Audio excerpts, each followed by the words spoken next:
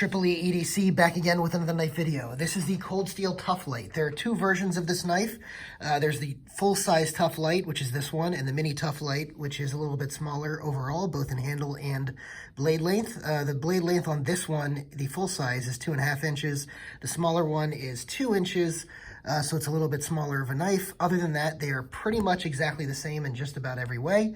And they're all the same steel. This AUS 8A steel, and they're pretty much all these plastic FRN handles, but they have several different colors, both in the mini Tuff Lite and full Tuff Lite. Let's go ahead and go over this knife. This is probably going to be a short review. I've only got a couple of size comparisons here with me because I don't have my full knife collection with me, but I've got a couple of other knives, one full-size knife and one medium-sized knife here. So the full-size knife, obviously, is the ZT-0308. So you can see that really eclipses this knife. So you can see how small even the full-size Tuff Lite is. You can imagine the mini Tuff Lite is even smaller. Now, the other knife I have with me is the Benchmade Bugout. And again, the Tuff Lite is much smaller than the Bugout, although it is the Bugout is shorter in the height dimension. So just a couple things to keep in mind. So I think these are two pretty good size comparisons just to show you this is a small knife that we're talking about here. All right, now let's get down to dollars and cents on this. I think that's not a good idiom, but whatever. All right, so let's go ahead and talk about this. What do I like about this knife? One thing that I love about this knife is the way that this feels in hand. It just locks into the hand. It's not the best ergonomics ever, because I think this should be a little bit thicker in this dimension right here.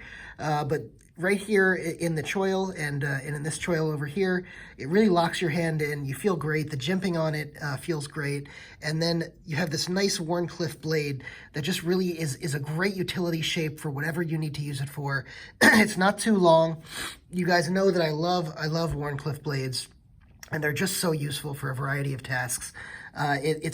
It's short enough where you can, do this where you choke up on it and use this to score something or open packages or whatever. You can use it to draw along the line. It gives you great control of the tip of this knife, which on a Wharncliffe is an excellent, excellent thing. This is, it's slightly hollow ground. It's a very slight hollow grind, but it comes to a pretty thin edge, and AUS 8A takes a killer edge on it.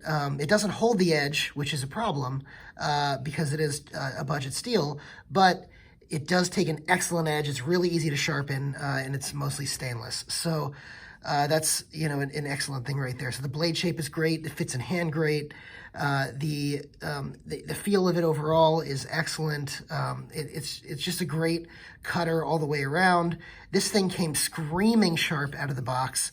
I mean, probably one of the sharpest knives I've ever had in any brand out the box, and this is not an expensive knife. That leads me to the next great thing about this is these can often be had for around $25 to $30. Most of the time they're around $30, depending on the colorway you choose. The black one is often found for about $27, $28, and sometimes they go on sale for even less, around $22, and so that's great as well. Sometimes websites will have them for about $40 to $42. Don't buy from those websites. Go to a website that sells it for anywhere between $25 and $30.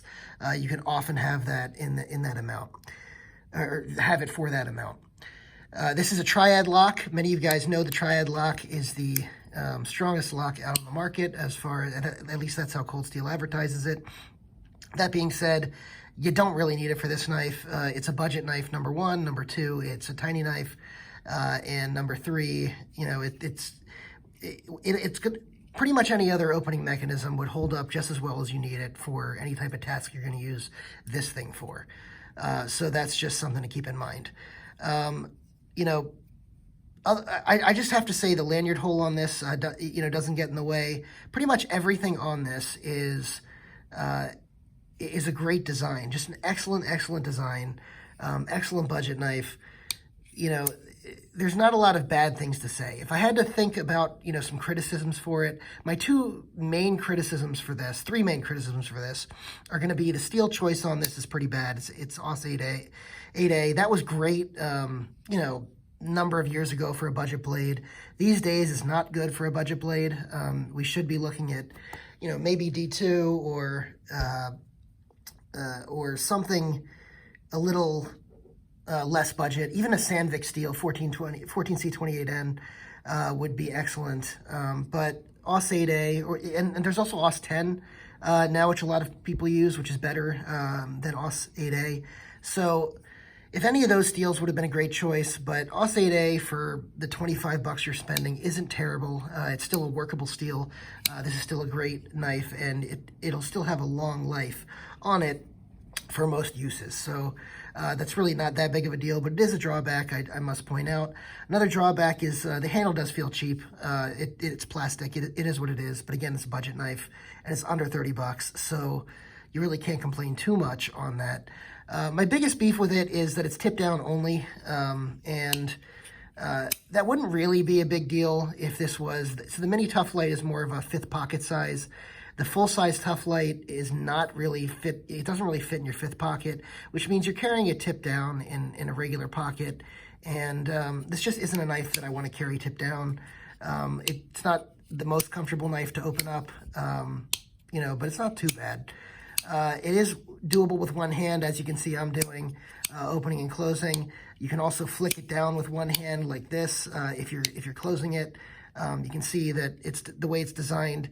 It's going to come down on your finger where the choil is, not where the blade is. So that is another excellent part of the design. So you can either, you know, flick it down like that, or you can do it how I do it, which is just sort of put your finger in here, hit the blade, and turn it back around.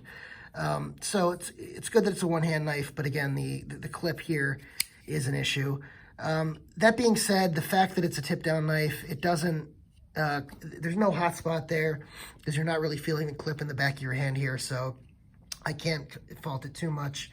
I think that's pretty much it for this. Like I said, I'm not going to go into great detail. It is a budget knife, but I think pretty much everyone should experience this knife once.